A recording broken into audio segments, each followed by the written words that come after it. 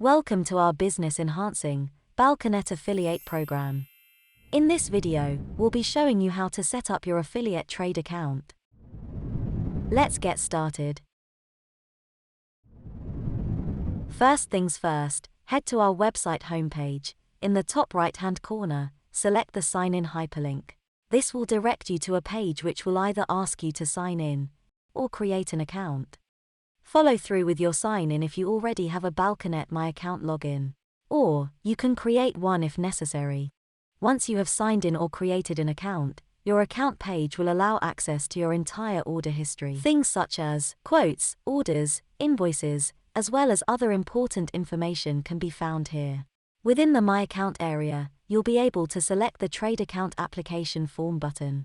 From there you'll fill out the application form, which will include company history, credit history, and 2 references. During the trade application process, you'll also be able to set up your direct debit mandate.